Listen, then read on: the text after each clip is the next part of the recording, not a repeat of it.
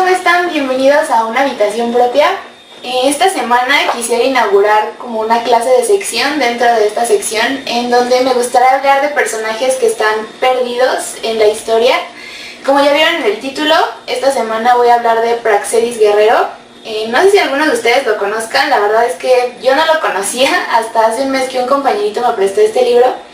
En este libro solamente vienen sus escritos, entonces viene una semblanza muy pequeña de su vida. Y me interesó bastante, entonces investigué un poquito más y encontré en la página de la Brigada para Leer en Libertad un libro de Jesús Vargas Valdés que se llama Praxedis Guerrero, la otra revolución posible. La verdad es que cuando hice la síntesis de todo esto me quedó algo bastante enorme, entonces vamos a dividir este video en dos partes. Esta es la primera y posiblemente en la semana o la próxima semana salga la segunda parte. Para hacer una breve guía, porque me gustaría dividir su vida en tres partes, en su faceta personal, en su vida como revolucionario y en su faceta como escritor, voy a dar una pequeña semblanza de lo que fue su vida. Su nombre completo es José Praxedis Gilberto Guerrero. Nació el 28 de agosto de 1882 en González, Guanajuato. A sus 25 años se convirtió en uno de los principales dirigentes del Partido Liberal Mexicano. Fue editor del periódico Revolución, Regeneración, de Punto Rojo. También estuvo a cargo de los levantamientos armados que hubo en Coahuila y en Chihuahua y posteriormente murió el 30 de diciembre de 1910 a sus 28 años. Su vida como personal, la verdad, creo que fue bastante privilegiado. Nació en una de las familias más ricas de todo Guanajuato. Era una familia aristócrata porfiriana, bastante conservadora, pero ya había antecedentes dentro de su familia de algunos que fueron medio disidentes. Tenía familiares que habían participado en la guerra de reforma a favor de Juárez. De hecho, Praxedis viene de uno de sus tíos que gracias a estas ideas liberales tuvo una curul en la constituyente del 57.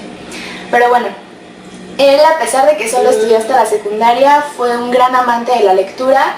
A sus 15 años ya había leído a Julio Verne, a Rousseau, a Víctor Hugo, había leído teorías científicas como la de Darwin, y de hecho esto hizo que se alejara un poco de la religión que estaba tan arraigada, pues no solamente en su familia, sino también en la sociedad en general.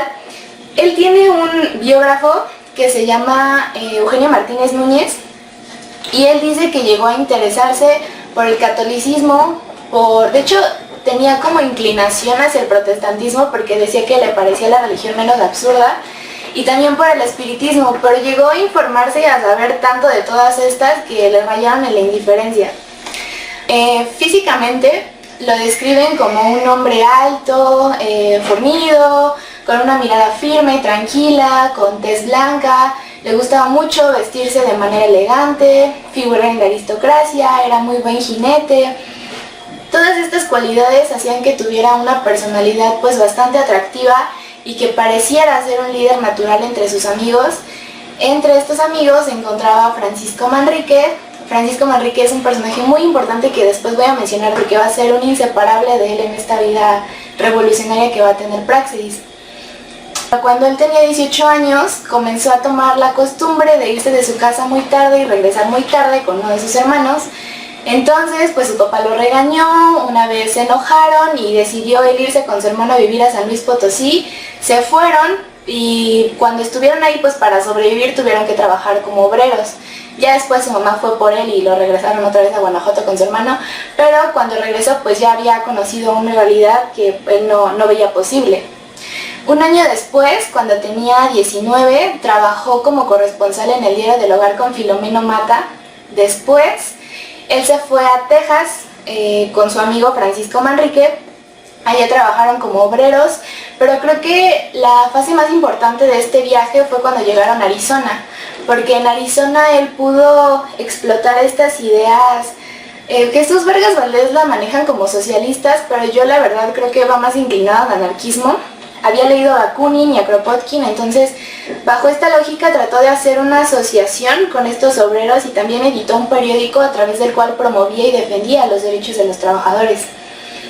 En 1905 él trabajaba en un puerto en San Francisco y ahí sale la primera edición de un periódico que se llamaba Alba Roja, y muchos historiadores dicen que este periódico fue a dar a manos de Ricardo Flores Magón, y aquí fue como que el primer contacto, por llamarlo de alguna manera, entre ambos. Y entonces aquí ya podríamos empezar a hablar un poquito más de su vida revolucionaria.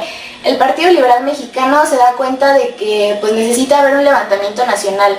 Entonces publican en las páginas de Regeneración un documento que llamaba precisamente a esto el 1 de julio de 1906. Las personas lo leen, simpatizan, se empiezan a afiliar al partido, obviamente entre ellas Francisco Manrique y Práxedis. Un año después, tras un problema que hubo con Regeneración, tuvieron que crear otro periódico, en este caso fue Revolución, y esto fue el 1 de julio de 1907. Aquí lo que pasa es que nombran a Práxedis delegado, pero no se sabe muy bien cuál era la función de ser delegado. Lo que sí se sabe es que esto le garantizó tener uno de los puestos de la organización dentro del Partido Liberal pues más altos de autoridad. Entonces, algo muy curioso pasó porque al tiempo en el que lo nombraron delegado, encierran en la cárcel a Ricardo Flores Magón y Antonio Villarreal en Estados Unidos. Entonces, pues Práxedis tuvo que hacerse cargo de toda la imprenta y la sacó adelante, y precisamente por este logro se nombró en diciembre de ese mismo año, en 1907, secretario de la Junta. Cuando él fue secretario de la Junta, tuvo acceso a estos secretos del partido, o sea, los movimientos armados que tenían planeados después, y uno de ellos era, se estaba empezando a planear en Texas, en 1908. Entonces, en ese momento él estaba con Enrique Flores Magón, con Prisciliano Silva y otros dirigentes, estaban platicando de lo que iban a hacer, pero un policía estadounidense los ve y está a punto de aprenderlos. Entonces, ellos escapan, pero dejan en el sitio donde se encontraban documentos y sus archivos. Y pues obviamente la policía estadounidense se comunica con la mexicana, encuentran a los grupos que iban a participar en estos levantamientos, los aprenden, y a pesar de que esto pareciera ser una derrota, Práxedis no se da por vencido y organiza un nuevo contingente. Esta vez iban a ir hacia Coahuila y hacia Chihuahua. Los de Coahuila iban a ir a una plaza que se llamaba La Viesca y Las Vacas, y los de Chihuahua iban a ir hacia la aduana de Las Palomas. Él hace una anécdota histórica de estas tres, pero me gustaría enfocarme en la de Las Palomas porque ahí se encontraba su amigo Francisco. Este grupo principalmente era de 50 hombres, pero terminó siendo de 10 porque solamente 10 iban armados.